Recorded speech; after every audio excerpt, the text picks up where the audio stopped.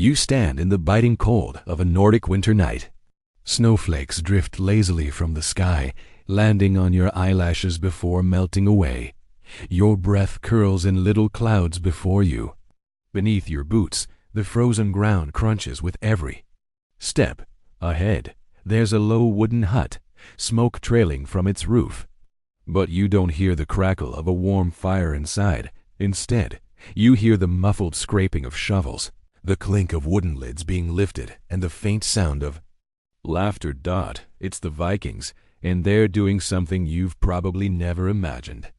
They're digging into the earth, revealing a pit filled with blocks of ice so solid your hand sticks if you touch them too long. On top of those blocks are sacks of fish, bundles of meat wrapped in animal hide, and even clay pots filled with milk. Without electricity, without freezers, they have mastered the art of turning winter itself into a pantry. You might think you could survive here, but without these tricks, you wouldn't last a week. So before we go further, lean closer. Listen carefully and subscribe to the video sharing channel so you don't miss the rest of the Viking survival secrets. Now, imagine the hiss of wind outside while inside, the Vikings work with quiet confidence, knowing their food will last until the snow melts. The trick was simple, but it required timing and a deep knowledge of the seasons. As soon as the deep cold of early winter settled in, usually in late November or December, the Vikings began cutting ice from frozen lakes and rivers. Thick slabs, each weighing as much as a small man, were hauled by sled into insulated storage pits. These pits were dug into the ground and lined with layers of straw or pine branches, not just to cushion the ice, but to trap the cold. Once filled, the pits were covered with wooden planks and thick layers of earth. This wasn't just a clever idea, it was life insurance. One recorded Norse saga tells of a harsh winter in the 10th century when entire villages avoided starvation by relying on such ice pits.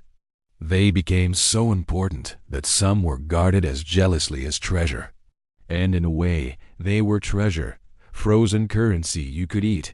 Historians still debate whether this ice storage method was inspired by trade contact with other northern cultures like the Sami, or whether the Vikings developed it independently. But one thing is certain, it worked. Meat from the winter hunt could be stored for months without spoiling. Fish caught in icy waters could be kept until spring, tasting almost as fresh as the day it was pulled from the sea. Oddly enough, these frozen larders were also a form of community gathering. On some days, families would meet at the ice pit to exchange food. One family might bring a block of frozen seal meat to swap for smoked herring from another. The pit became a place of barter, gossip, and subtle competition. Who had the fattest cuts, the cleanest ice, the best straw lining? A bit like a chilly medieval version of showing off your new refrigerator to the neighbors. There was a practical joke the young men liked to play, tossing a small fish into a neighbor's hood while they bent over to reach the ice. It would freeze in place, and when the victim finally felt it, hours later, the whole pit would roar with laughter. The elders pretended to disapprove, but more than one was caught smiling behind their beard. Sometimes, the ice pits were built inside small huts or barns to give them extra insulation. In coastal areas, Vikings even used chunks of sea ice packed with seaweed, creating a briny chill that gave food a salty tang. This flavor wasn't accidental. Many people preferred the taste. And because Vikings traveled so much, they sometimes adapted the practice to their ships, layering perishable foods with sea ice and storing them below deck. If you were to stand at the edge of one of these ice pits in midwinter, the air rising from it would smell faintly of pine and cold meat. The surface might be so slippery you'd have to kneel to avoid falling in. And yet, below that surface lay the key to surviving months without fresh crops. When the land was locked in snow, by spring, the ice would begin to shrink, and the Vikings would use the last of it carefully, knowing it would be months before they could make more. This was also the time when some households held small feasts, a way to celebrate that they had made it through another winter. Salted meats were brought out, the last frozen salmon was shared, and fresh snow was sometimes scooped into bowls and drizzled with honey. a treat especially loved by children. Odd, isn't it? In an age before refrigeration, these people had a way to eat fresh-tasting meat in March or April. You could say the Vikings invented the original winter meal prep, and their method relied not on magic, but on patience, planning, and an intimacy with the cold that few of us could endure today. Next time you open your freezer, think of the Vikings trudging across a frozen lake, cutting through ice thicker than your arm, hauling it home by hand. Think of the quiet pride they felt, knowing that their families would sleep with full stomachs, even when the outside world was nothing but snow and wind. And know this, without ice, without these pits, the Viking story might have been far shorter. The sharp tang of salt stings your lips as you step into the Viking boathouse. It's not the sea spray this time. It's the air itself, heavy with the briny scent of fish and meat hung in long rows. The smell is ancient, older than the sagas, older than the wooden beams above your head. To a Viking, this is the smell of life being saved for later. Salt was not just a seasoning. It was a shield against hunger. Without it, food spoiled fast, even in winter. With it, fish caught in the fleeting summer sun could be eaten deep into the winter's blackest nights. You might think salt was everywhere for the Vikings, surrounded as they were by seawater.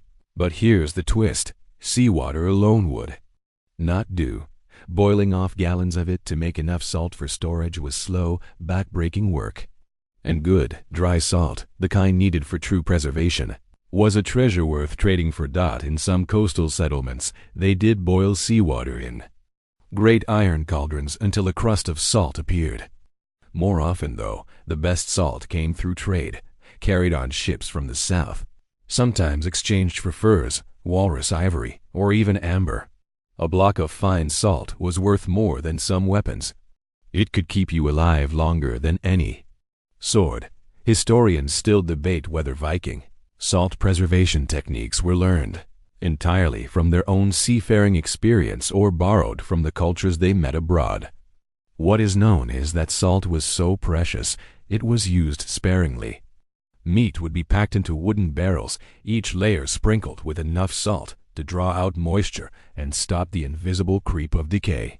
Over weeks, the brine formed naturally, soaking every fiber. This meant that long after the summer sun had set on the last fishing day, the Vikings could sit in their longhouses, crack open a barrel, and taste the catch of months before. A peculiar thing happened in the salting sheds. The salted fish changed in texture and taste. Some became firm and almost sweet, like a strange cousin to modern-day jerky. Others grew sharp and tangy, a flavor many outsiders could barely tolerate, but which a Viking could chew with satisfaction. An oddity was the salted whale meat. Dark, dense, and so strong-smelling that even seasoned crewmen had to laugh at the first bite, calling it sea bear's gift. There was a rhythm to this work. After the morning catch, fish were cleaned, split, and laid open on racks while salt was rubbed into every crevice. Then they were packed, pressed, and stored. You could hear the scrape of knives, the clatter of wooden lids, the chatter of workers. And always in the background, the hiss of the sea, as if it approved of its own bounty being put away. The salting shed was also a social hub. It was where gossip was traded as quickly as salt crystals. One fisherman might boast of the size of his cod, another might tease him about how his wife salted better than he did. And there was humor, too. A favorite prank was to slip a whole dried herring into a friend's bag without them knowing. Later, when the victim unpacked it at home, the smell would announce itself before they even saw the culprit's grinning face. Salted foods were also essential for voyages. A ship heading to distant lands needed barrels of salted meat and fish, or the crew would go hungry before reaching their destination. A captain might personally oversee the sealing of each barrel, for one spoiled cask could mean sickness or mutiny. On board, the salted provisions were often soaked in water before eating to wash away the excess salt, a task given to the youngest crew members, who grumbled but did it anyway. Oddly, salted goods were so valued that they sometimes appeared in the sagas as symbols of wealth. One tale tells of a chieftain who, during a famine, opened his storeroom and handed out salted cod to his people. This act made him as famous as any battle victory. Salt was, in a way, a quiet form of power, not flashy, but undeniable that the preservation power of salt meant that the Vikings could spread far beyond the easy reach of fresh food. They could fish heavily in summer, store the catch, and rely on it through the long dark. It freed them to travel, trade, and raid without fear of starving. Salt was their invisible ally, always there in the background, keeping the rot at bay. If you've ever tasted a piece of salted fish, you know it lingers on the tongue, refusing to be forgotten. That's exactly what salt did for the Vikings. It left a mark on their lives, their voyages, and their survival. And just as the ice pits preserved the freshness of winter, salt preserved the bounty of the sea. Giving the Vikings something far more valuable than flavor, it gave them time. The first thing you notice is the smell. It's thick, rich, and a little sweet. The kind of scent that clings to your clothes, your hair, even your beard if you have one. You're standing in the shadows of a Viking smokehouse and hear the air itself feels seasoned. Wisps of smoke curl around hanging strips of meat and fish, turning the space into a slow-moving cloud of flavor. It's warm in here, but not hot. The fire burns low, its glow barely lighting the wooden walls, and somewhere deep in the background you hear the faint crackle of a log giving way to ember. The Vikings knew what you might only suspect. Smoke is more than just a flavor, it's a preservative. Long before anyone dreamed of refrigeration, they learned that the compounds in wood smoke, especially from certain trees, slowed the growth of bacteria, kept insects away, and gave food a second life far beyond its fresh limits. A piece of fish left out in the open air might spoil in days, but hung here, in this dim, smoky shelter, it could last for weeks or even months. Historians still debate whether Vikings first adopted smoking from contact with other northern peoples, or if it developed naturally from their own habit of drying food near cooking fires. The truth may be a bit of both. But by the time of the great sea voyages, smokehouses were a common sight in many settlements, often built slightly apart from other structures to reduce the risk of fire. They were small, dark huts with no windows, just vents for the smoke to curl through. Choosing the wood was a matter of skill. Birch, alder, and sometimes oak were favorites, each lending its own subtle taste to the food. Birch gave a light sweetness, oak a heavier, almost bitter depth. An odd favorite among some coastal Vikings was dried seaweed mixed into the embers, which gave fish an oceanic perfume that outsiders either loved or hated on first bite. Inside, the food was suspended from beams or laid out on racks. It could take days for the smoke to work its magic. Fish, herring, salmon, cod hung in rows like silver-gray ribbons. Cuts of pork and lamb, marbled with fat, took on a deep, ruddy hue as the smoke seeped in. Every now and then, someone would shuffle inside to check the fire, toss in another log, or adjust a rack so the smoke could reach every surface. The smokehouse was a place of patience. No one rushed here. You couldn't. You had to wait for the fire to do its quiet work, and while you waited, you talked. The smokehouse became a retreat of sorts, a place to swap tales of voyages, compare fishing hauls, and argue over which wood made the best flavor. One enduring joke among the men was that if you stayed inside too long, you'd come out preserved yourself, ready to be hung up next to the herring. Occasionally, an unexpected visitor would appear, a curious cat, slipping in through a gap in the wall, drawn by the scent. They would have to shoo it away before it leapt for a dangling fillet. And yes, the cats of the settlement knew the smokehouse schedule better than some of the younger helpers did. One particularly harsh winter in the late 900s is remembered in a saga for a simple but telling reason. The only reason one fjord settlement survived without famine was because their smokehouse was full. When other stores ran out, they opened the smokehouse and feasted on smoked salmon, lamb, and even smoked eel, a delicacy in its own right. The saga claims the smoked eel was so good that even warriors wept at the first bite, though some suspect The tears came from the thick smoke still lingering in the hut. The science behind it wasn't known to them, of course, but they could see the results. Smoking changed the texture of the food, drew out moisture, and replaced it with oils and compounds from the burning wood. Insects didn't land on smoked meat as they did on fresh. And while the smoky flavor could overpower delicate herbs, it gave the Vikings a taste memory they craved all winter. An odd twist was the way smokehouses influenced trade. Smoked fish could travel farther than fresh, making it a valuable item to carry on voyages.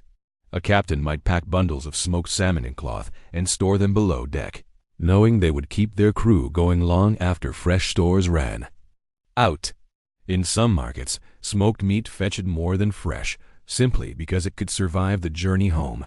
If you've ever stood by a campfire and let the smoke wrap around you, you know how it lingers. Imagine that, not just in your coat, but in your food, a taste of fire you can eat. For the Vikings, that taste was more than comfort. It was security. And so, the smokehouse joined the ice pit and the salt barrel as one of the unshakable pillars of Viking survival. It kept the sea's gifts and the hunt's bounty alive long after nature would have claimed them back. Even now, if you walk into a smokehouse and close your eyes, you can almost hear the distant sea, smell the resin in the wood, and feel the patience of a people who knew that waiting could be as powerful as any weapon. The wind hums like a slow song across the fjord. The sun is bright but soft, casting a pale gold light over rows of wooden racks that stretch toward the water's edge. From a distance, the racks look like they're hung with banners. But as you walk closer, you see they're lined with split fish, skin gleaming in the light, tails swaying gently with the breeze. This is the Viking art of air drying, turning the wind and the sun into a preservation tool as old as the shoreline itself. It seems simple, almost too simple, but don't be fooled. The Vikings didn't just leave fish lying in the open and hope for the best. Air drying required skill, timing, and a weather sense so sharp you could almost smell rain before it fell. Done right, the drying racks transformed fresh fish into a hardy, lightweight staple that could last for months without spoiling. Historians still debate whether this technique was first learned from the Sami people of the far north or if it emerged naturally in fishing communities across Scandinavia. What's certain is that by the time Viking ships sailed to far-off lands, dried fish was as essential to them as a sturdy mast. Cod and herring were favorites, though in coastal areas where the catch varied, you might also see strips of dried seal meat or even seabird hung to cure. The racks themselves were built with care. Upright poles were driven deep into the rocky ground, crossbeams lashed on with rope or strips of hide. Fish were split lengthwise, cleaned, and hung open like book pages. The skin was left on to protect the flesh, and the salt of the sea wind added its own preservative touch. The racks were always placed where the wind was steady and the sun strong but not scorching. Too much heat, and the fish would spoil before it dried. The work began in spring and early summer when the days grew longer and the sea was generous. Villages came alive with the bustle of cleaning, splitting, and hanging the catch. The sound of knives scraping against bone was as common as gull cries overhead. Children were often sent to chase away birds or shoo away curious dogs that had learned exactly where the best-smelling racks were kept. One mischievous trick among the boys was to swap two families' fish on the racks, not to steal, but to watch the confusion when someone's cod suddenly grew smaller or larger. Overnight, drying wasn't just for the home table. Dried fish was a prized trade good, carried far inland to markets where fresh fish was impossible to find. A bundle of dried cod could be as valuable as a small silver coin. And for voyages, nothing was more convenient. Lightweight, compact, and nourishing, dried fish could be chewed straight from the rack or softened in water for stews. Crews joked that it was so tough it could patch a sail if you needed it to. A claim only half in jest. One odd delicacy that emerged from this tradition was the wind-dried fish eaten without cooking. The flesh, though leathery, held a concentrated flavor of the sea that hardened Viking teeth seemed well suited to handle. Foreign traders sometimes found it inedible, but to a Norse sailor, it was a taste of home no matter how far they roamed out in especially windy seasons, drying. Racks worked almost too well. There are tales of entire catches drying in record time, forcing villagers to scramble to store the bounty before rain returned. Conversely, a misty or wet summer could be a disaster, turning drying fish into a magnet for rot and maggots. In those times, the whole village might gather to move the racks under shelter, an exhausting job done with the urgency of saving a year's food. There's a certain poetry in the way drying transformed food. The bright, wet gleam of fresh fish slowly faded into the pale, matte look of something preserved, its moisture traded for longevity. If you stood nearby in the afternoon sun, you'd hear the faint creak of wooden beams swaying with the wind, the steady whisper of air moving through rows of food, the occasional slap of a loose tail against its neighbor. In the late 900s, one saga tells of a famine avoided only because a small coastal village had an unusually large supply of dried fish from the previous summer.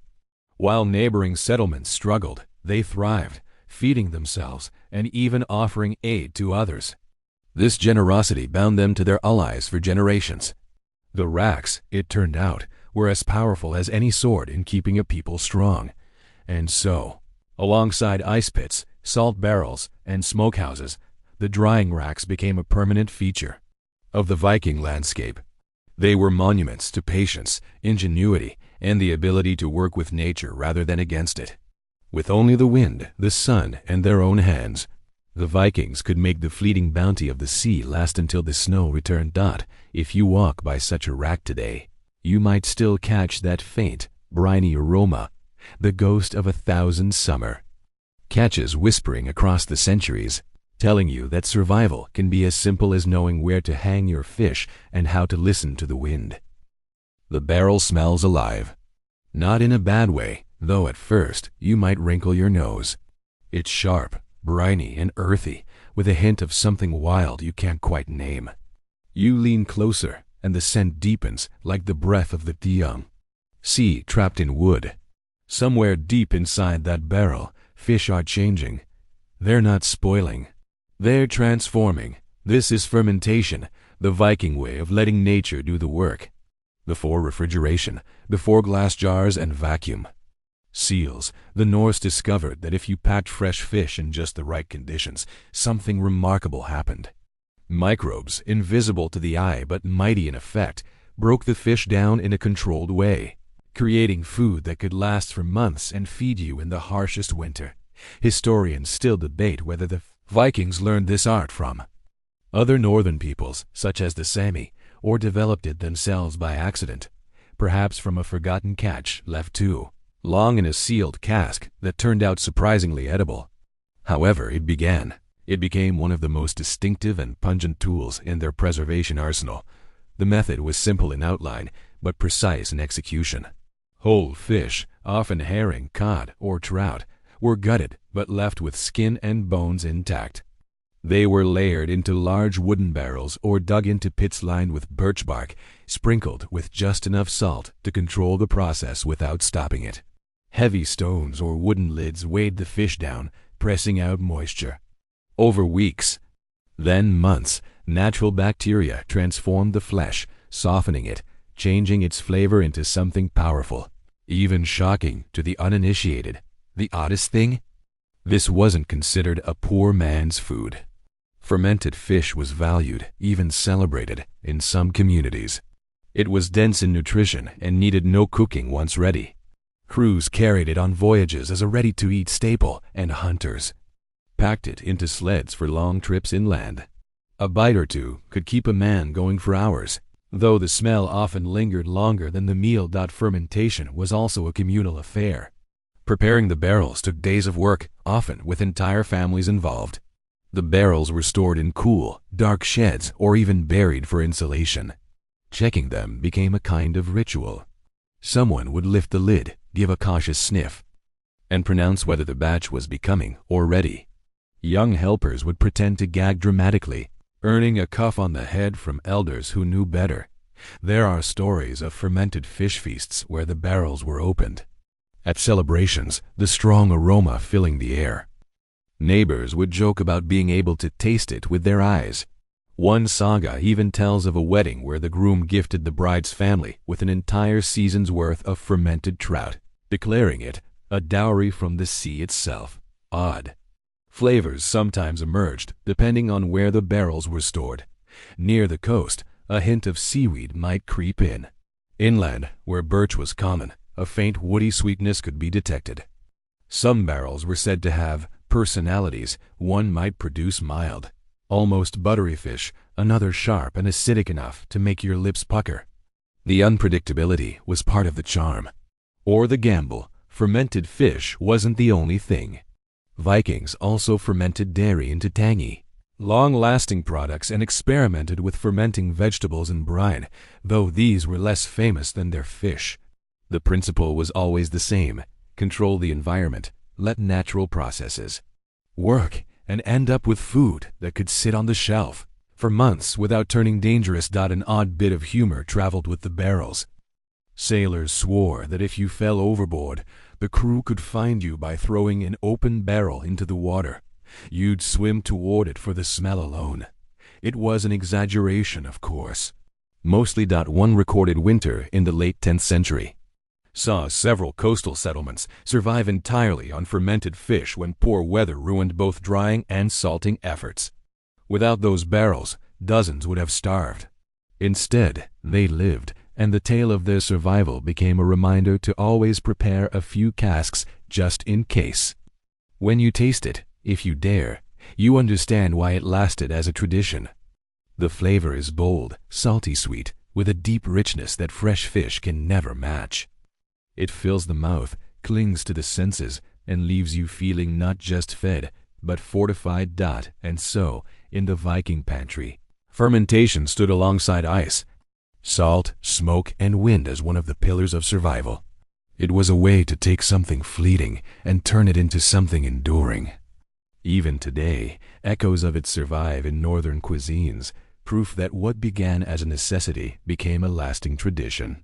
If you pass a weathered barrel on a Nordic shore and catch a strange, briny perfume drifting your way, you might be smelling more than food.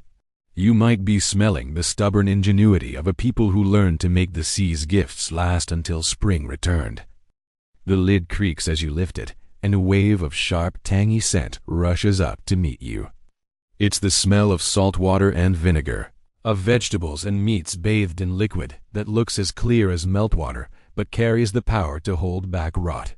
You're looking into a Viking brining barrel, and inside, survival is quietly floating. Pickling wasn't just a way to add flavor. It was a way to trap a moment in time.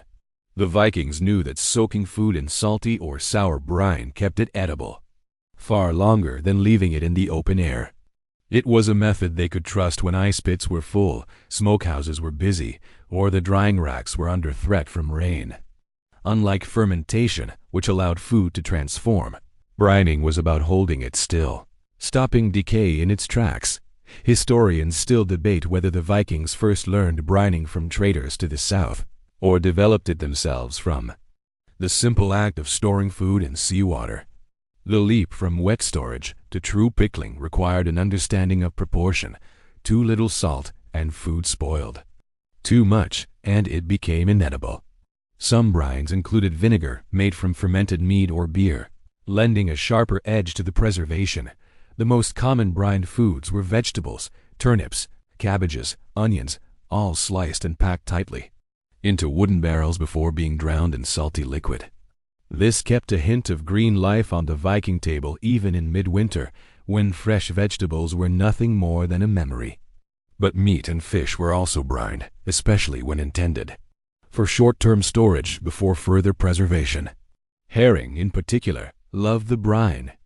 Its flesh soaked up the salt and kept a plump texture that no other method could match. Oddly enough, brining wasn't just practical, it was a culinary choice. The Vikings enjoyed the tang of brined food. At winter feasts, a platter of pickled vegetables might sit alongside roasted meats, adding brightness to the heavy fare.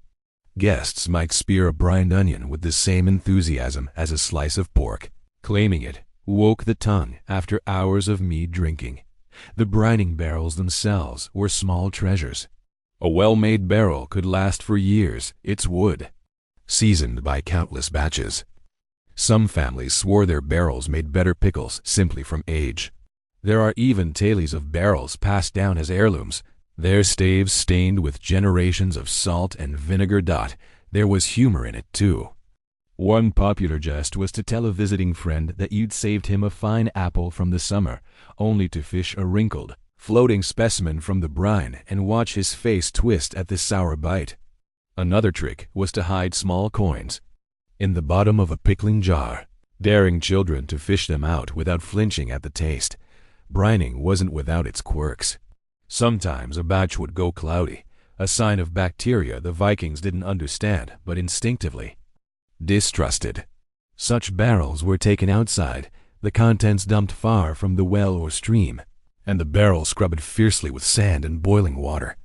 A failed batch was a small tragedy, not just a waste of food, but a reminder of how thin the line could be between plenty and hunger.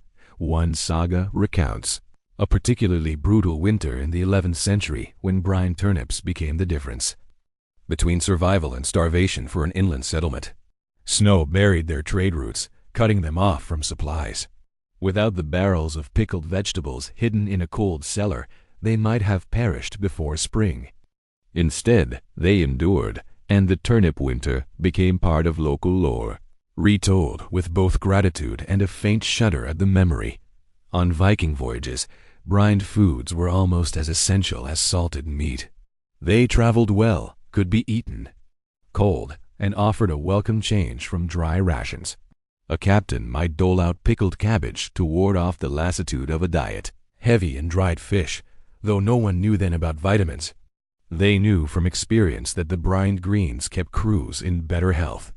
If you've ever tasted a crisp pickle straight from the barrel, you know it has a bite that wakes you up. Imagine that sensation on a cold winter night in a Viking longhouse, the fire low, the wind howling outside.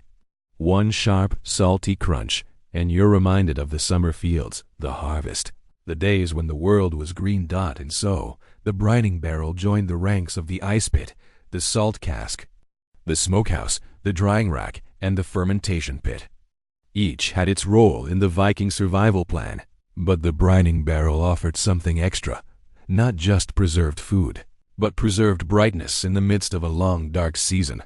Even today, the taste of brined vegetables or fish in Nordic cuisine carries with it the echo of these old barrels, the memory of careful hands layering food, pouring liquid, sealing the lid, and trusting that the sea's own salt and sourness would guard their treasure until it was needed most. The low clink of a wooden churn echoes in the dim light of a Viking longhouse. You can hear it even before you step inside, a rhythmic, steady thump that speaks of patience. At the far end of the room, a woman sits on a low stool, arms moving in a practiced dance as she churns cream into butter. Beside her, clay pots line a shelf, their lids tied with strips of cloth. Each holds a piece of summer, quietly transformed into something that will last the winter. Milk was a gift that spoiled quickly, and the Vikings knew they had to act fast. Fresh from the cow, goat, or sheep, it could turn sour in a day, especially in the warmth of summer. But with the right touch, they could coax it into forms that would last for weeks or even months. Butter, cheese, soured milk, and cultured creams. These were more than food. They were security.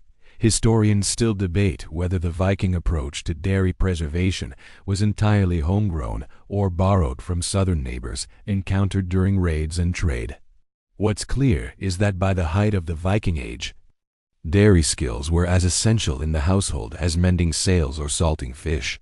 The best longhouses smelled faintly of milk and hay, a sign of prosperity. The simplest method was allowing milk to sour naturally. In an age without pasteurization, this happened quickly. The souring process, while it might make you wrinkle your nose, was actually a blessing. The acid slowed spoilage and created a tangy drink that could be enjoyed as is or mixed with water for longer voyages. Some households drank it fresh and warm, straight from the pail, while others preferred it chilled in wooden troughs filled with cold water from a nearby stream. Then there was butter, golden, dense, and endlessly useful. Cream was set aside to rise, skimmed and churned until the fat clumped together. The buttermilk left behind was drunk, fed to animals, or used in baking. Butter was salted to last longer, then packed into wooden tubs or wrapped in leaves. On long voyages, butter was a prized treat, eaten with bread or melted over dried fish. Cheese-making required more skill. Rennet, often from the stomach lining of young animals, was used to curdle milk, separating the curds from the whey. The curds were pressed, salted, and left to mature in cool cellars or caves. Some cheeses were eaten fresh. Others hardened into blocks that could be shaved into stews months later. An odd favorite among some Vikings was a crumbly, tangy cheese, stored in clay pots until it developed a sharp bite that would make the unprepared flinch. One unusual preservation trick was bod butter. In rare cases, butter was packed tightly, wrapped in animal skin, and buried in peat bogs where the cold, oxygen-poor environment could keep it edible for years. Modern archaeologists have even found 1,000-year-old bog butter still recognizable. Though not exactly appetizing to modern palates, dairy preservation wasn't just work. It was part of social life. Churning was often done in company, with 2 or 3 women taking turns at the handle while they gossiped, told stories, or sang. Children were given the easier jobs, stirring curds, fetching water, and sometimes rewarded with a lick of the churn paddle. One running joke was that whoever churned slowest would have to scrape the stubborn butter from the bottom, a task few enjoyed. Odd accidents sometimes led to new tastes. If cheese was left too close to a smoky hearth, it might pick up a faint wood flavor, which some households liked enough to try to replicate. If stored butter was forgotten in the cellar for months, it might deepen in color and flavor. Aged butter, they called it. Though it was mostly eaten out of thrift, dairy was also a mark of status. A family with enough animals to keep milk flowing year-round was better off than those who relied on occasional trade. In hard winters, dairy products could mean the difference between malnutrition and strength. In fact, one 10th-century saga tells of a small settlement surviving a livestock disease only because they had stored massive amounts of cheese the summer before. Voyages, too, carried their share of dairy. Hard cheese traveled well, and butter, sealed in airtight containers, could make the journey if kept cool below deck. Sailors joked that cheese was ship's gold, compact, rich, and endlessly versatile. A small piece could flavor a pot of porridge or add richness to a dried fish stew. If you've ever tasted homemade butter or fresh cheese, you know the comfort it brings, the soft melt on the tongue, the rich creaminess that feels like a luxury. Now imagine that on a dark February evening, when the snow piles high against the door and fresh milk is months away. That bite becomes more than food. It's a reminder that summer will come again, and so dairy preservation stood proudly beside.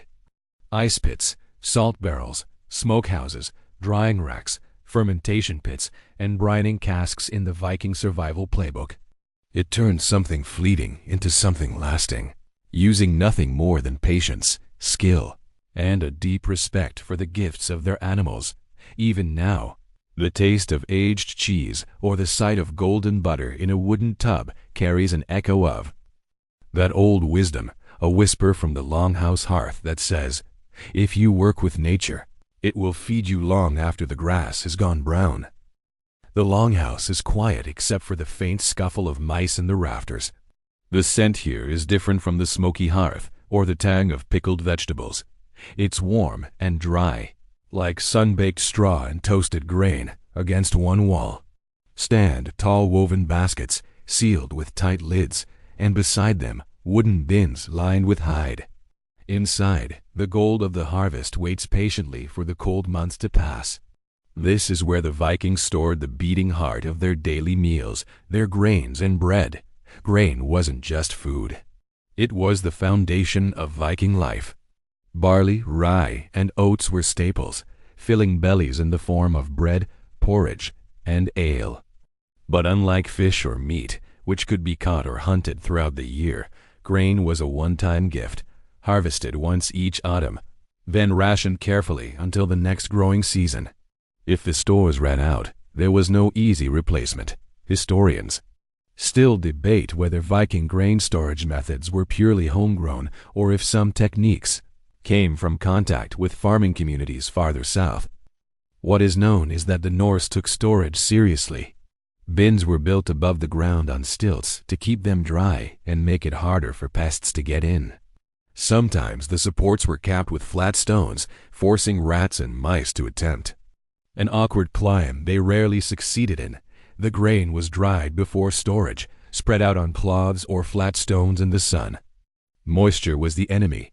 A damp storehouse could turn an entire harvest into moldy waste.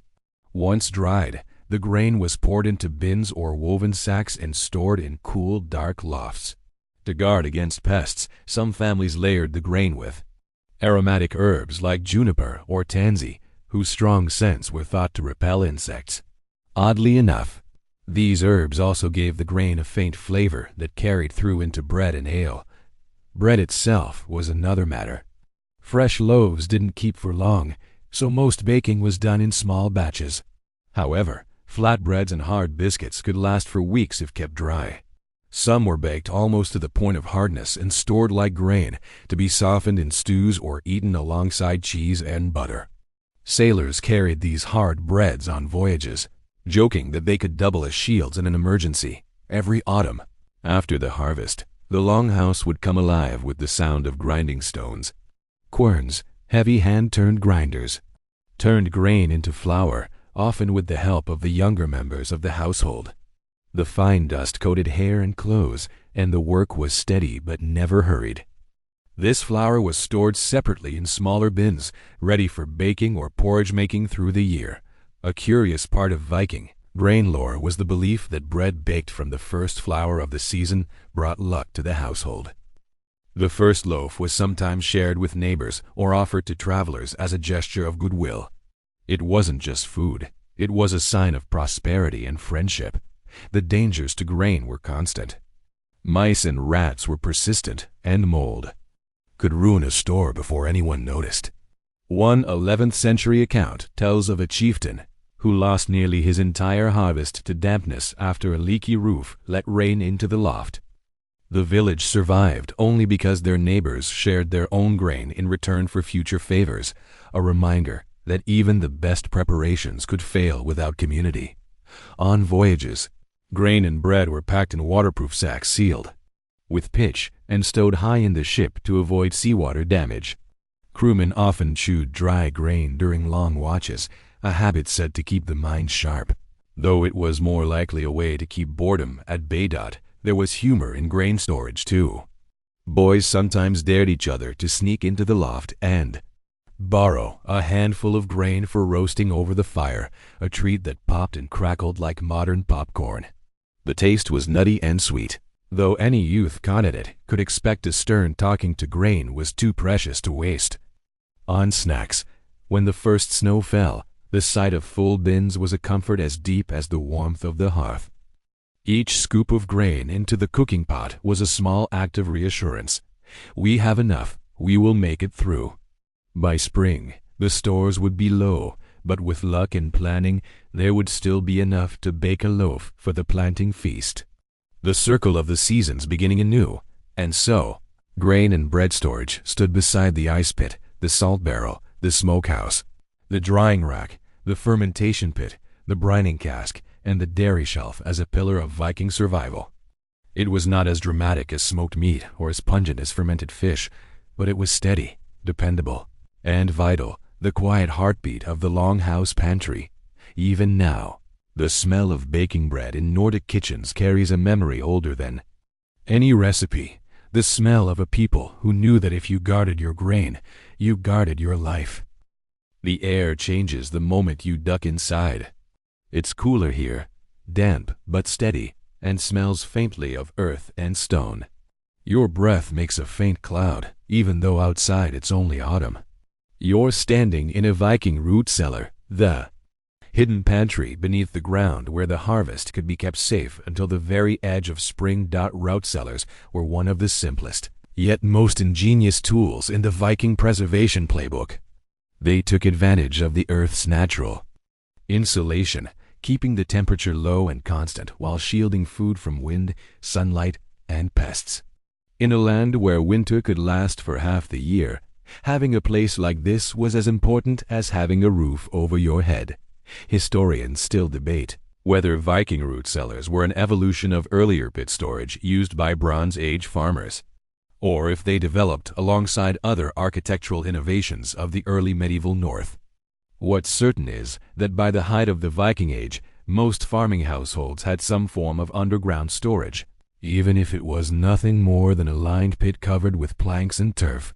Inside, the cellars were simple but carefully organized.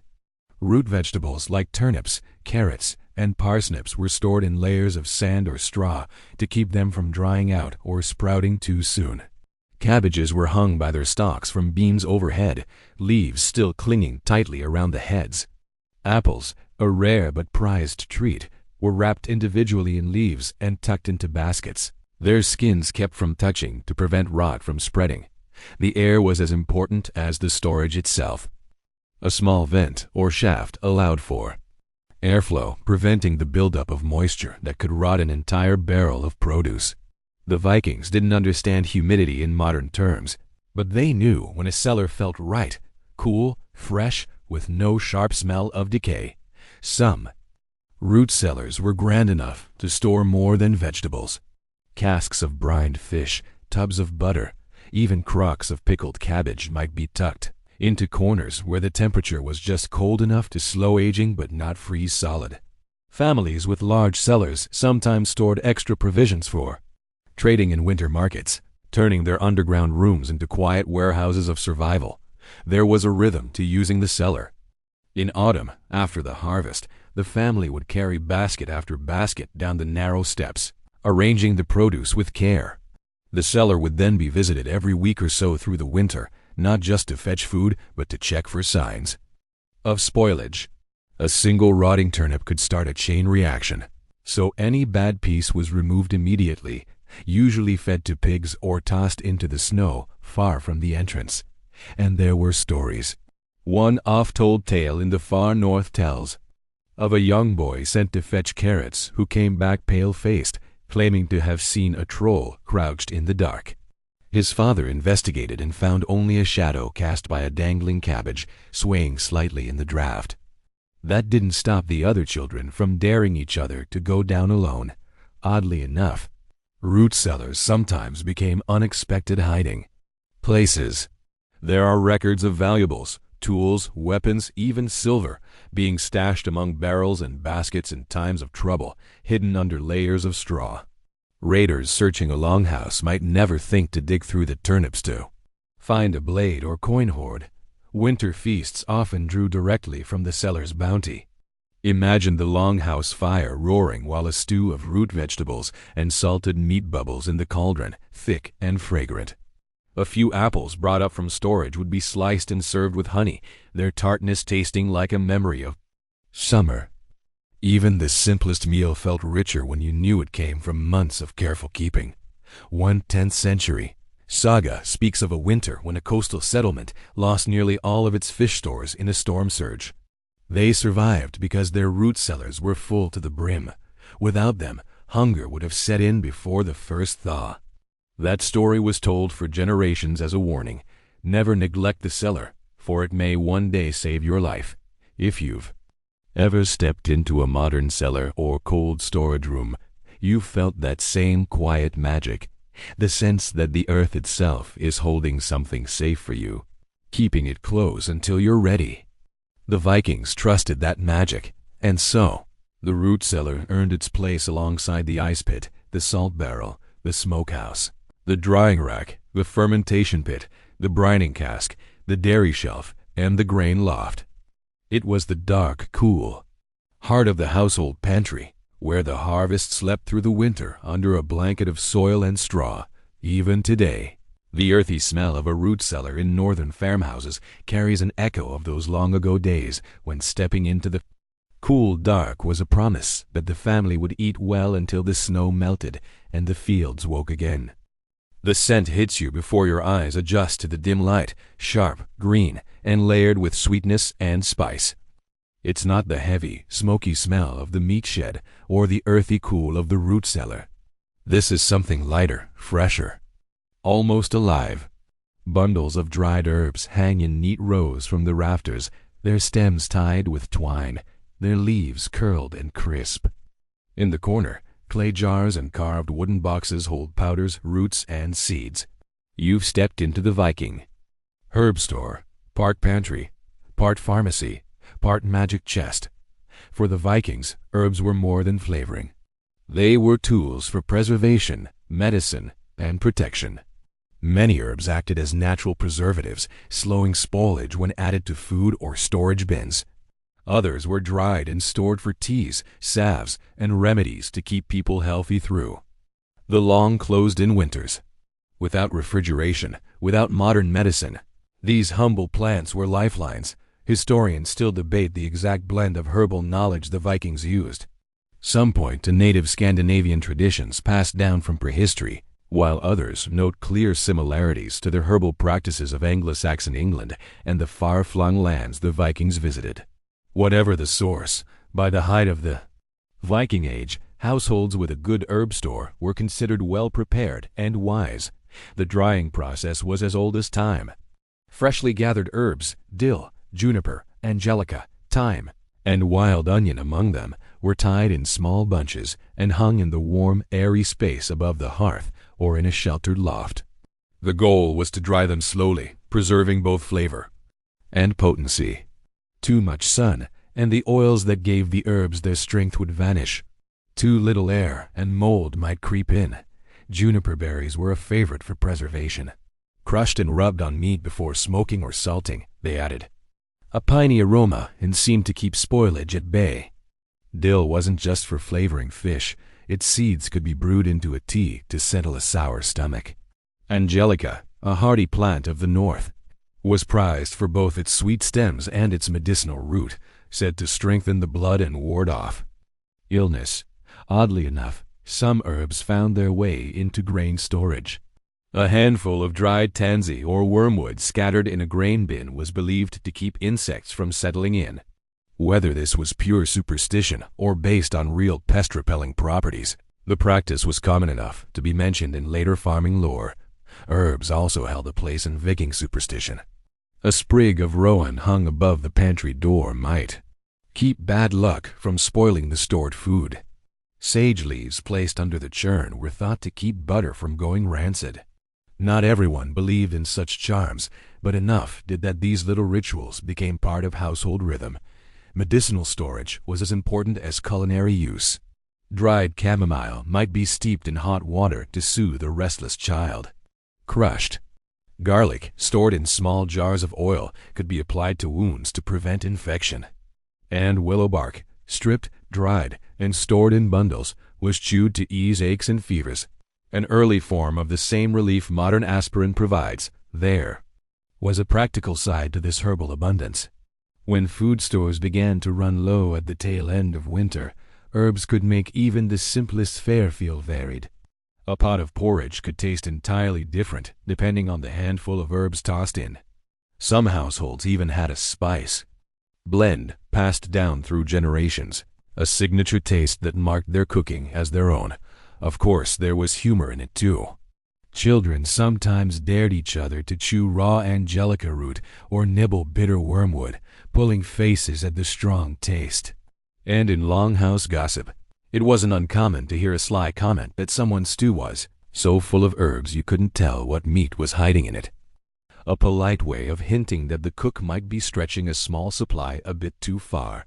One saga tells of a particularly harsh year in which a healer's herb store kept an entire settlement healthy through a wave of sickness. While other villages suffered, she brewed tonics, teas, and poultices for her neighbors. Her fame spread, and for years afterward, families sent their daughters to learn her ways. Proof that the herb store was as vital as the granary in a land where illness could be as deadly as hunger. Even on voyages, herbs traveled. Small pouches of dried dill, juniper, and thyme were tucked into ship's stores, ready to flavor dried fish or to brew into hot drinks for the crew.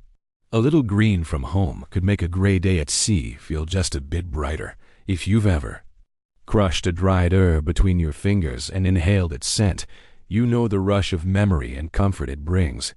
For the Vikings, that comfort lasted all winter, tucked away in jars and bundles, waiting for the right moment to lend its magic. And so, the herb store took its place beside the ice pit, the salt barrel, the smokehouse, the drying rack, the fermentation pit, the brining cask, the dairy shelf, the grain loft, and the root cellar. It was the bright spark of summer hidden in the shadows of the longhouse, a reminder that nature's gifts could be stretched across the seasons with a little care and a lot of wisdom. Even today, the smell of a bundle of dried herbs in a Nordic kitchen carries with it a whisper from those longhouses, a scent that says survival can be fragrant as well as filling. The longhouse glows softly in the evening, its shadow swaying with the firelight. From the far corner, you catch a smell that is rich and warm, sweeter than the smoke in the air, the unmistakable scent of brewing. You follow it to a low wooden tub, where steam curls upward in lazy spirals.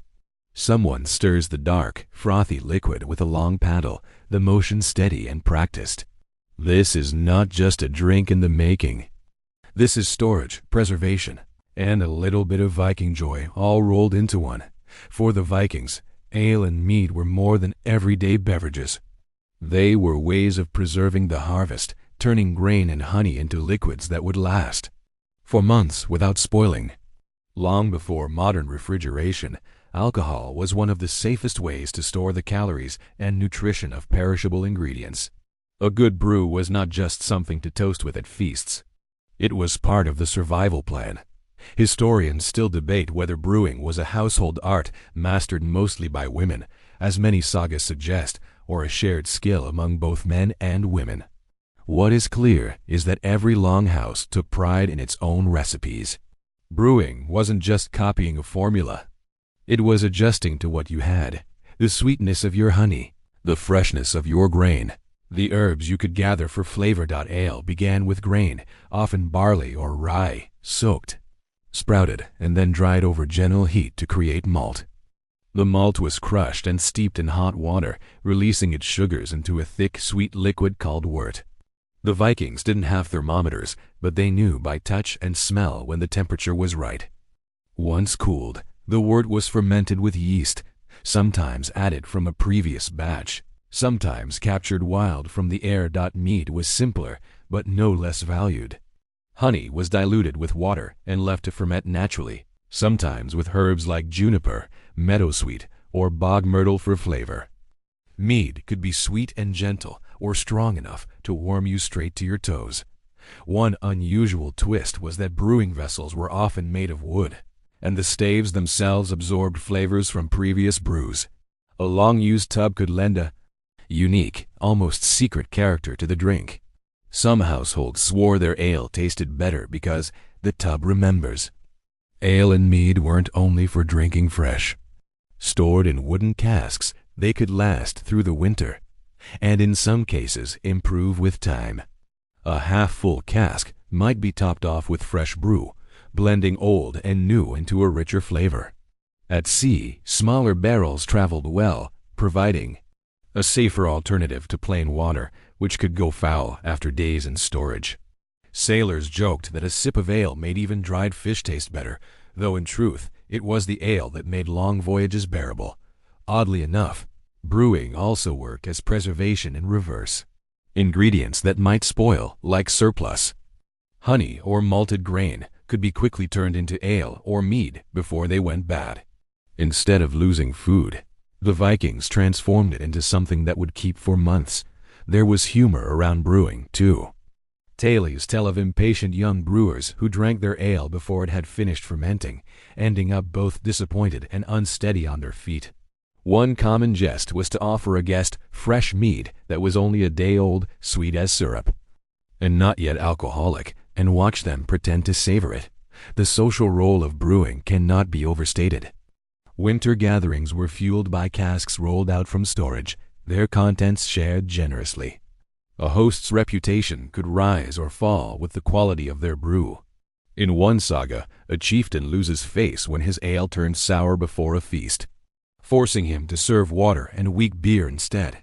His rivals never let him live it down. Sometimes, ale and mead even carried medicinal weight. A touch of honey mead might be given to the sick to lift their spirits, or mixed with herbs to create a tonic. Ale could be used to wash wounds when clean water was scarce, the alcohol acting as a mild antiseptic. One 10th century account from Iceland tells of a lean winter when a settlement ran dangerously low on food. They rationed what little grain they had between bread making and brewing, reasoning that a few mugs of ale each night would keep spirits high enough to endure the hunger. They survived and toasted their good fortune with the very drink that had helped them bear the worst of it. If you've ever raised a glass in good company, you've felt the quiet magic that happens when drink, story, and firelight meet. For the Vikings, that magic was also practical. Every sip was proof of their skill in bending nature to their needs, capturing the fleeting bounty of summer in a liquid that would last until spring. And so, ale and mead took their place beside the ice pit, the salt barrel, the smokehouse, the drying rack, the fermentation pit, the brining cask, the dairy shelf, the grain loft, the root cellar, and the herb store. They were preservation with a smile, proof that survival didn't have to be grim, that a little warmth in the belly could make the darkest night seem shorter. Even today, when a mug of Nordic ale or a glass of golden mead catches the light, it carries a whisper of that longhouse cheer and the quiet satisfaction of well-kept store. The fire crackles low, casting a soft orange glow on the big iron pot hanging above it. Inside, the surface of the liquid ripples slowly, thick, golden, and faintly shimmering. There's a rich smell in the air, deeper than roasted meat, carrying the scent of survival itself. This is rendered fat, and in the Viking world, it was more than cooking fuel. It was one of the cleverest, most reliable ways to preserve precious meat and fish for the long months ahead. Long before sealed cans or refrigeration, the Vikings discovered that fat could lock food away from air and moisture, two of the greatest enemies of preservation. By fully cooking meat or fish and then submerging it under a layer of rendered animal fat, they could create a natural seal that kept spoilage at bay. This technique, known in later centuries as potting or confit, could keep food good for weeks or even months, depending on the conditions. Historians still debate exactly how widespread this method was in the Viking Age. Some believe it was mostly used in wealthier households that could afford to slaughter more animals than they could eat fresh. Others point to archaeological finds suggesting it was common in farming communities, where every scrap of a slaughtered animal had to be saved. What is certain is that when it was used, it was valued as a dependable winter store. The process began with cooking. Meat, often pork, lamb, or beef, was cut into chunks and simmered slowly until tender.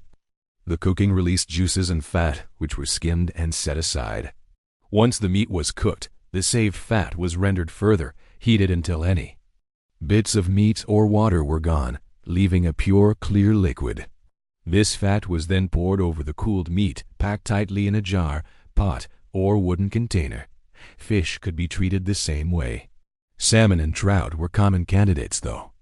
Preserving oily fish and fat required careful attention to avoid rancidity. Some coastal communities would even combine fish with layers of fat and herbs, creating a fragrant and surprisingly long-lasting store. One unusual variation involved mixing shredded, cooked meat directly into the fat before sealing it in small clay pots. This created a kind of meat paste that could be spread on bread or added to stews. In lean times, a single spoonful could add rich flavor and protein to a whole pot of porridge. There were quirks and oddities to the method. Fat had to be kept cool to remain solid. If it melted in warm weather, the seal could break and spoilage would set in quickly. This meant pots were often stored in root cellars or buried in cold ground. Some Vikings even set their fat sealed Pots in shallow streams in winter, trusting the icy water to keep them safe. And of course, there was humor. Children sometimes dared each other to sneak into the cellar and dig a finger into the top of a fat sealed jar. The taste was rarely pleasant by itself, but the thrill of stealing from the winter stores was part of the fun. Adults joked about the mystery pots at the back of the cellar, the ones no one opened until spring because no one could remember exactly what was inside. Preserving in fat was also a way to make use of every part of an animal after butchering. The fat trimmings, whether from pigs, cattle, or sheep, were rendered down rather than wasted. Even poultry fat could be used for smaller preservation projects. Nothing went to waste in a world where every resource mattered. There's one 11th century account from a coastal settlement that tells of a brutal late winter when nearly all other preserved stores had been eaten. In a corner of the root cellar, they found 3 forgotten pots of goose preserved in fat. Those pots fed the settlement for nearly 2 weeks until the first signs of spring appeared. That story was told for years afterward as a reminder to always check the back of the cellar. Fat preservation had another advantage: portability. Fat-sealed pots traveled well if kept cool, making them useful provisions for long journeys. Hunters and traders could carry them into the wilderness, chipping off portions of meat and fat to heat over a fire or eat cold in a pinch. Sailors valued them for the same reason, though they had to be careful in warmer climates where the fat could soften. If you've ever enjoyed a rich piece of slow-cooked meat that melts in your mouth, you've tasted a little of the magic that made this method so beloved.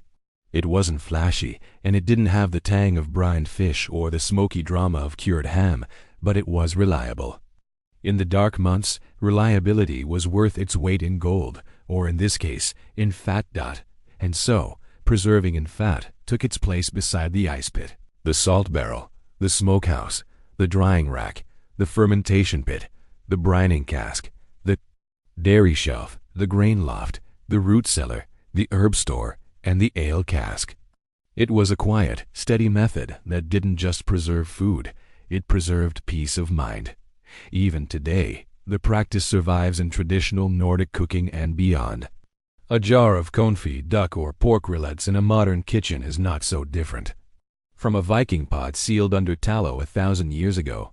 It's the same simple truth: seal food in fat, and you can keep summer's bounty or autumn's hunt well into the deep heart of winter. The wind stings your face as you step onto the rocky shoreline. Waves slap against the hulls pulled up on the beach, leaving strands of seaweed clinging to the wood. Just beyond the tide line, you spot a half-submerged wooden crate, its lid lashed tightly with rope. It's not cargo waiting for a ship, it's food, tucked into the cold embrace of the sea itself. For the Vikings, the ocean wasn't just a place to fish. It was also a pantry. Storing food in seawater may sound strange today, but for the Vikings it was an old and practical trick. The sea's salt-rich water acted as both a coolant and a preservative. Coastal households sometimes used the ocean as a vast, free icebox, keeping barrels or sealed containers in the shallows or tidal pools to slow spoilage. The method worked especially well for fish, shellfish, and even some cuts of meat. Historians still debate exactly how common this was.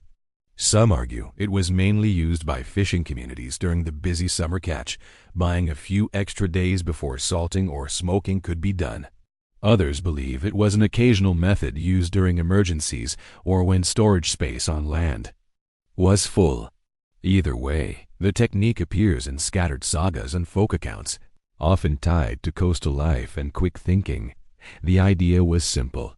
The cold seawater kept food just above freezing for much of the year, and the salt content discouraged bacterial growth. Fresh fish could be stored in woven baskets weighted with stones, lowered into calm tidal pools. In colder months, larger containers, often barrels sealed with pitch, might be anchored offshore or wedged between rocks where waves could not smash them. Oddly enough, the sea added its own seasoning. Fish stored this way developed a faint brininess, and shellfish sometimes grew sweeter from the cold soak. In some villages, People swore by sign-kept fish as being better than anything dried or smoked, though it could only be eaten within a week or so before the flavor turned unpleasant. There were also hybrid methods. Sometimes meat or fish was partially brined in barrels of seawater before being brought ashore for smoking or drying. This early soak not only began the preservation process but also gave the food a distinct maritime flavor that some households treasured. Using seawater wasn't without its hazards. A storm could smash containers or sweep them away entirely. Curious seals or otters might tamper with baskets, and the occasional unlucky fisherman found his catch scattered by the tide. Children naturally found this hilarious, especially when a family member had to wade into the icy water to chase down an escaping barrel. One tale from the western fjords tells of a family who kept their salted herring barrel anchored just off their beach. After a winter storm, they found the barrel missing, only to hear weeks later that it had washed ashore 2 villages away, still sealed, still full. The finders returned it after sampling a few fish to make sure it was still good. Of course, for longer voyages, seawater sometimes played a role before the ship even set sail. Fresh fish caught for the journey might be kept in baskets lowered over the side of the moored ship until departure. This kept provisions fresh without taking up valuable dry storage space on board. Sailors joked that they were feeding their fish on the trip until it was time to eat them. There's a certain poetry in using the sea to store the very life it gives. The Vikings trusted its cold depths to guard their food for a little while longer, just as they trusted it to carry them across the known world. For a coastal family, lowering a basket into the tide was as natural as hanging meat in the smokehouse or packing vegetables in the root cellar. Even now, the memory of this practice lingers in Nordic fishing culture. In some places, freshly caught fish are still kept in seawater tanks until ready for market, echoing the old Viking habit of letting the ocean keep watch for a time. And so, seawater storage joined the long list of Viking preservation methods. The ice pit, the salt barrel, the smokehouse, the drying rack, the fermentation pit, the brining cask, the dairy shelf, the grain loft, the root cellar, the herb store, the ale cask, and the fat pot. It was a reminder that for people who lived between land and sea, the boundary between the two could be blurred, and survival could flow as easily as the tide. If you've ever stood by the ocean on a cold day, feeling the sting of salt on your skin, you've tasted a little of the magic that made this method work, the same magic the Vikings used to keep the sea's gifts fresh until it was time to feast. The market square is alive with color and sound. Traders call out in voices shaped by distant coasts, their words mingling into a chorus of half-familiar syllables. You smell spices before you see them: sharp pepper, warm cinnamon, the earthy tang of dried coriander. There are baskets of dried figs, sacks of salt, so fine it looks like snow, and casks of oil gleaming in the sun. This is no ordinary village gathering. This is the place where the Viking world met the wider world, and where preservation techniques traveled as easily as the goods themselves. The Vikings were not just raiders and explorers. They were traders, shrewd, curious, and eager to learn. From the ports of the Baltic to the markets of Constantinople, they encountered new flavors and new methods of keeping food fresh. They carried these ideas home, sometimes altering them to fit their own needs, sometimes adopting them wholesale. Historians still debate exactly how much of Viking preservation practice came from these foreign exchanges. Some argue that their salt-curing methods were sharpened by contact with the Franks, who had centuries of experience perfecting it. Others point to the influence of Eastern traders who used oil and wax to seal foods from air. What's certain is that every voyage carried not only goods but knowledge, and sometimes that knowledge lasted longer than the cargo itself. Salt was one of the most valuable trade goods. While Scandinavia had its own salt sources, the pure, fine salt from the south worked faster and cleaner for curing meat and fish. Wealthier households sometimes splurged on imported salt for special cuts, boasting that their preserved hams or salmon had the merchant's touch. From the east came dried fruits, figs, dates, raisins that lasted for months without spoilage. They were expensive luxuries, but a handful could sweeten porridge or bread on a dark winter day. Along with the fruits came hints of preservation in sugar syrups, though true sugar was rare in the Viking Age.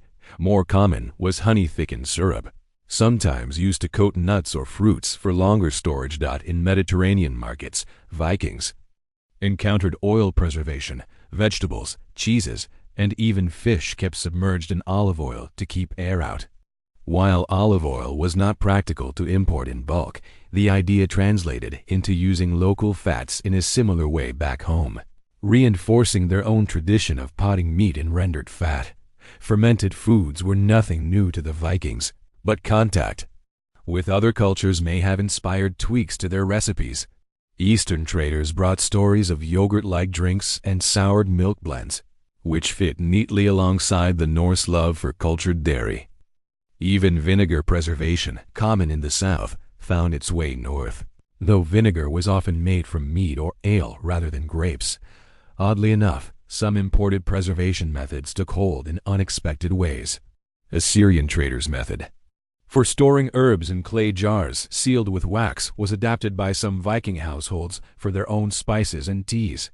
And in certain wealthy settlements, amphorae, the clay jars of the Mediterranean, have been found repurposed for storing dried fish, proof that a good container could cross cultural lines as easily as a trade route.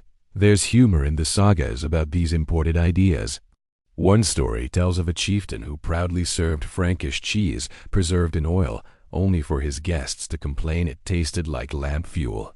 Another tells of a ship's captain trying to copy a Greek spice blend for preserving lamb, only to overpower it so badly that even the dogs wouldn't touch it. Still, when trade goods worked, they worked beautifully. Imported cinnamon or cloves could transform a holiday feast. Fine salt could make cured meats last longer without the heavy brine taste. A new type of grain sack or storage jar could keep pests out better than the old ways. The Vikings were practical, enough to keep whatever proved itself in the longhouse over a hard winter. 1/10th century account describes a wealthy Icelandic farmer who used imported Mediterranean oil jars to store smoked salmon. The fish stayed fresh-tasting well into spring, and his household gained a reputation for serving the finest fish in the fjord. Neighbors who couldn't afford such luxuries still learned from his example, finding cheaper ways to replicate. The method. Trade didn't just bring new tools, it brought new ideas about food security. Seeing how other cultures valued and guarded their stores may have reinforced the Vikings' own sense that preservation was more than thrift. It was a kind of quiet power, a way to command the seasons themselves, and so imported preservation methods stood alongside the homegrown tools of the Norse: the ice pit, the salt barrel, the smokehouse, the drying rack, the fermentation pit, the brining cask, the dairy shelf, the grain loft, the root cellar, the herb store, the ale cask, the fat pot, and the seawater basket. They were reminders that no culture survives in isolation, and that even the most self-reliant farmer might happily borrow an idea from a far-off shore if it meant the winter table would be a little richer. Even today, the presence of Mediterranean jars in Scandinavian museums, the memory of Eastern spices in old recipes, and the echoes of foreign salt in coastal curing are proof that trade shaped the Viking pantry as much as the plow or the fishing net. The first light of spring spills over the horizon, pale and cold, touching the last mounds of snow still clinging to the hills. In the fields, muddy furrows begin to show where the frost is loosening its grip. Inside the longhouse, the pantry tells its own story, bins nearly empty, casks lighter than they were months ago, bundles of herbs thinned to a few fragrant stems. This is the moment when a Viking household knows whether their planning has carried them through or left them too close to hunger's edge. Seasonal planning was not just a chore. It was the spine of survival. Every preservation method, the ice pit, the salt barrel, the smokehouse, the drying rack, the fermentation pit, the brining cask, the dairy shelf, the grain loft, the root cellar, the herb store, the ale cask, the fat pot, the seawater basket, and the traded jar, was a tool in a larger, year-long rhythm. Without that rhythm, even the best single method could fail. Historians still debate whether the planning was purely instinct, learned over generations, or if there was a more formal system for deciding how much of each food to preserve. What's clear is that the process began months before the harvest. By midsummer, households were already taking stock, counting what was left from the previous year, deciding which fields to prioritize, how many animals could be kept through winter, and how many would need to be slaughtered before the first snow. The summer months were a race to store as much as possible, while the land was generous. Fish were caught in abundance, meat was cured or smoked, vegetables began to be dried, fermented, or buried in cellars. Grain was harvested and threshed, the lofts filled with the heavy scent of fresh-cut barley and rye. Herbs were gathered in. Bundles hung to dry while bees made the honey that would sweeten mead and syrup. Oddly enough, planning wasn't just about food. Firewood had to be cut and stacked. Tools for butchering, smoking, and churning needed to be repaired or replaced. Even storage containers, barrels, casks, baskets had to be made ready well before the first frost. A broken salt barrel in January could mean disaster if there was no replacement on hand. There was humor in the work, too. Families joked about the last jar, the one tucked so far back in the cellar that no one remembered what it was. Until spring. Sometimes it was a welcome surprise, a pot of honey or a cask of ale forgotten in the rush of winter. Other times it was less welcome, like a jar of pickled cabbage that had gone wrong. Seasonal planning also meant knowing how to stretch stores wisely. In the early winter, households could be generous. Fresh meat from slaughter season was plentiful, and salted fish could be eaten freely. But by late winter, meals grew simpler. Porridge took center stage. Stews grew thicker with root vegetables and anything luxurious, honey, dried fruit. Even butter was saved for the planting feast or the first spring gathering. There are sagas that speak of the lean month, the short but dangerous window before the first fresh foods appeared. This was when planning showed its true worth. A well-prepared family might still be eating from full root cellars and opening the last smoked hams with confidence.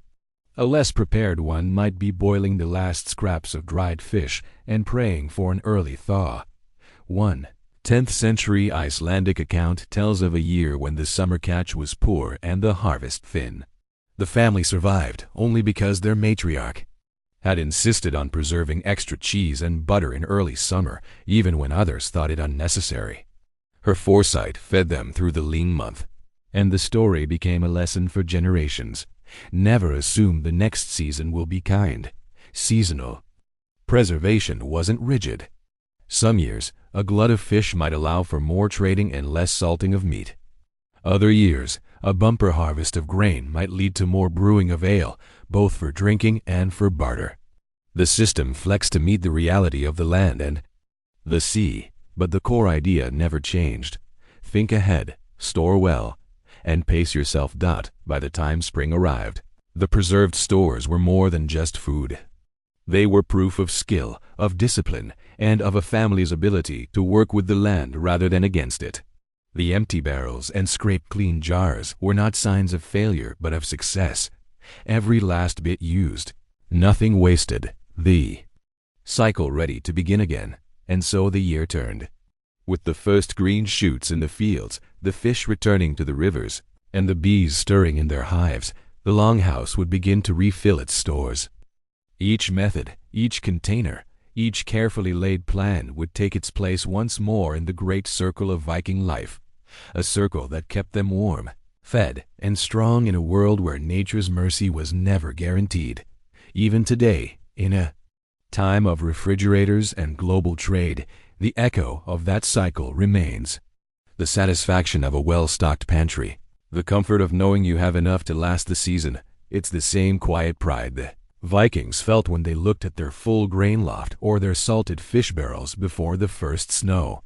And so we have walked through the Viking year, from the first cuts hung in the smokehouse to the last jars opened in spring. We have stood in the cold breath of the ice pit, tasted the brine of the salt barrel, felt the warm haze of the drying rack, and smelled the deep, ancient tang of the fermentation pit. We have followed the steady patience of the brining cask, the gentle labor of the dairy shelf, and the quiet hum of the grain loft. We have descended into the cool darkness of the root cellar, run our fingers over the brittle leaves in the herb store, lifted mugs in the glow of the ale cask, and broken the seal of the fat pot. We have waded into the tide to find the seawater basket, and wandered through market stalls where foreign jars and flavors reshaped the Viking table. And at last we have returned to the beginning, the careful, deliberate planning that wove all these pieces into one unbroken circle. Each method was a promise, a hedge against the hunger that could creep in with the frost, a reassurance, whispered by the crackle of the hearth in the darkest nights. Together, they formed a tapestry of skill and habit, stitched across generations until it became second nature. The Vikings did not preserve food simply to eat. They preserved it to live well, to feast in winter, to trade in spring, to greet guests with generosity even when the snow lay deep. Their methods, simple yet ingenious, turned the brief abundance of summer into a steady heartbeat that carried them through the long, uncertain year. And now, as the firelight fades, the longhouse grows quiet. The pantry is full. The seasons turn. Sleep well. Tomorrow, the work begins again.